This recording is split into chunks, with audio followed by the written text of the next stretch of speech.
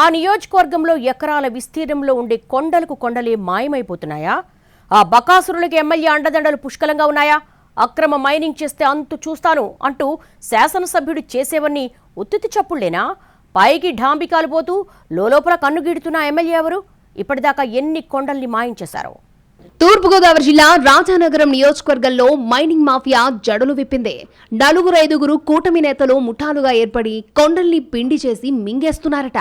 మరీ ముఖ్యంగా ఇక్కడ జనసేన ఎమ్మెల్యే బత్తుల బాలరామకృష్ణ అండదండలతో అనుచరులు బరిదెగించేస్తున్నారు అన్న ఆరోపణలు వెల్లువెత్తుతున్నాయి. తన నియోజకవర్గంలో అక్రమాలకు తావులేదని బత్తులు చేస్తున్న హెచ్చరికలు ఉత్తిత్తు చప్పుళ్లేనని, తెర వెనక వాస్తవాలు మాత్రం వేరేలా ఉన్నాయన్న చర్చ జరుగుతోంది. తన ఇమేజ్ డ్యామేజ్ అవ్వకుండా బలరామకృష్ణ స్టేట్మెంట్స్ ఇస్తున్నారే కానీ దుమ్ము దులుపుతున్న తన అనుచరుల్ని కట్టడి చేసేందుకు కనీస ప్రయత్నం చేయడం లేదన్న మాటలు వినిపిస్తున్నాయి. వీళ్ల దెబ్బకు రాజానగరం, సీతానగరం, కోరుకొండ మండలాల్లో కొన్ని కొండలు ఇప్పటికే కరిగిపోయాయి. రాజానగరం మండలం కొత్త తుంగపాడులో 1000 మీటర్ల ఎత్తు, కిలోమీటర్ వెడల్పుతో 32 ఎకరాల విస్తీర్ణంలో ఉన్న కొండ అక్రమార్కులు చేతిలో పడి నామరూపాలు లేకుండా పోయింది. అదే ప్లేస్ లో ఇప్పుడు పాతాళానికి తవ్వేస్తున్నారు. రాత్రి పగలు తేడా లేకుండా పరిమితులకు మించి తవ్వేస్తున్నారట.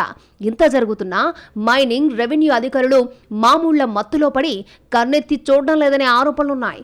ఇక సీతానగరం మండలం నల్లగొండ, చీపురుపల్లి, నాగంపల్లితో పాటు కోరకొండ మండలం రాఘవపురంలో కూటమి నేతలే ఎర్ర బంగారం దొంగలుగా మారిపోయారన్న ఆరోపణలు పెరిగిపోతున్నాయి. ప్రస్తుతం ఎర్ర గ్రావెల్ కు విపరీతమైన గిరాకీ ఏర్పడడంతో మాఫియా జూలు విదులుస్తోంది.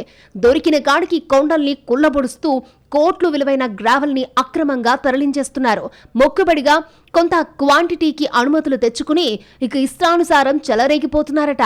వాళ్ల ధాటికి రాజానగరం నియోజకవర్గం మొత్తం మీద 10 కొండలు సగానికి పైగా కరిగిపోయినట్టు చెప్పుకుంటున్నారు. ఇక్కడ విచిత్రం ఏంటంటే గత ఎన్నికల్లో ప్రస్తుత ఎమ్మెల్యే బత్తుల బలరామకృష్ణ ప్రధానంగా గ్రావెల్ దోపిడీనే అస్త్రంగా వాడుకున్నారు. ఎక్కడ ఎన్నికల ప్రచారం నిర్వహించినా వైఎస్ఆర్ కాంగ్రెస్ పార్టీ నేతలు కొండల్ని మాయం చేసేస్తున్నారంటూ దుమ్మెత్తిపోసేవారు.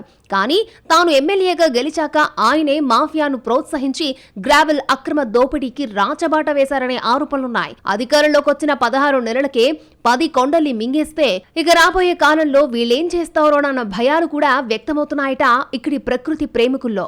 2 నుంచి 5 ఎకరాల వరకు అనుమతులు తీసుకుని 10 ఎకరాల వరకు మైనింగ్ చేస్తున్నట్టు చెప్పుకుంటున్నారు. మైనింగ్ నిబంధనల్ని ఈ అక్రమ దోపిడీతో ఆవిరైపోతున్నాయట.